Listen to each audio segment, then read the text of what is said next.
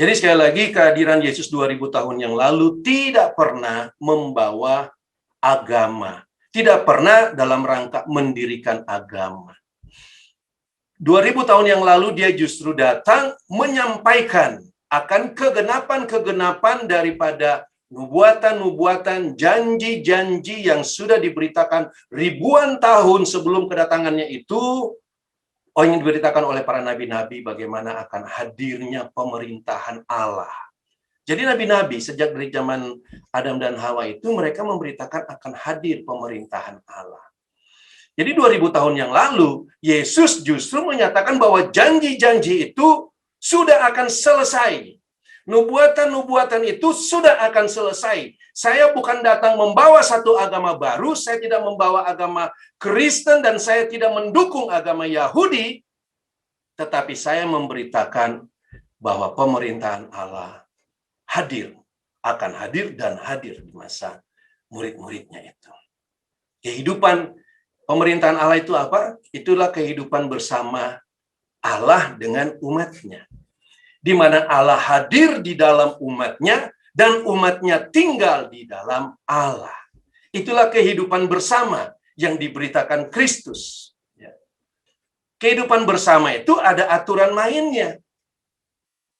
Bukan sembarangan saja kita buat-buat hukumnya menurut sebagaimana yang saya katakan tadi, agama Kristen mereka mendesain hukum-hukum Allah.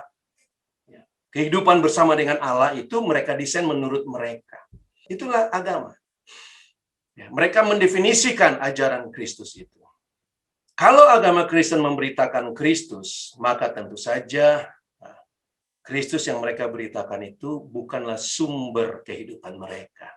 Allah justru beritanya itu memberitakan kerajaan Allah yang sudah datang. Yang tadi kita katakan, ya. Berita yang Allah beritakan itu adalah gereja. Gereja itu apa? Gereja itu adalah di mana Allah tinggal di dalamnya, di mana Allah memerintah di dalamnya. Allah hadir, Allah yang sudah datang. Lalu bagaimana agama katakan? Agama bilang ada gereja, tapi Yesus belum datang. Ini kan berbeda sekali. Bagaimana bisa ada gereja dan Yesus belum datang? Itu bukan ajaran Yesus. Tapi agama Kristen itu mengatakan, kenapa? Karena mereka ambil dari dispensasional punya sistem. Sekali lagi, dispensasional itu bukan Martin Luther. Dispensasional itu bukan Calvin. Dispensasional itu adalah suatu sistem yang dibangun oleh teolog di luar pendiri-pendiri denominasi ini, namun kemudian diambil oleh gereja-gereja, dimasukkan dalam ajaran gereja mereka, lalu mereka menyatakan bahwa Yesus belum datang. Apa artinya gereja kalau tidak ada Yesus di dalamnya? Gereja itu adalah di mana Allah tinggal di dalamnya. Tubuh Kristus ada di dalamnya. Mungkinkah gereja itu tanpa Kristus di dalamnya? Mungkinkah fellowship itu adalah fellowship hanya antara jemaat dengan pendeta, bukan fellowship antara Allah dengan umatnya? Kalau itu yang kita buat apa saya ke gereja?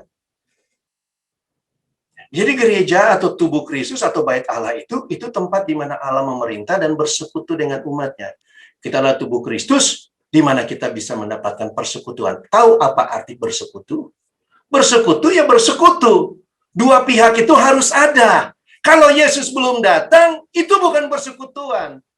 Sekali lagi kita bisa melihat drastis perbedaan kehidupan dalam Kristus yang merupakan fellowship itu, merupakan persekutuan itu, dengan kehidupan dalam agama. Agama berpikir dia bisa berfellowship dengan Tuhan walaupun Tuhannya belum datang. Ini kebodohan dalam agama kalau menurut saya. Yang sebenarnya kadangkala kita berpura-pura tidak melihat itu satu kebodohan. Kita yang menipu diri kita. Gitu. Ya. Ini harus disadari sebenarnya. Khususnya bagi mereka yang sudah dilahirkan baru. Ini harus disadari. Jadi untuk hidup di dalam Kristus, atau untuk menerima kehidupan Kristus itu, kita tentu saja sebagaimana yang kita sudah tahu, terlebih dahulu orang itu harus dilahirkan baru.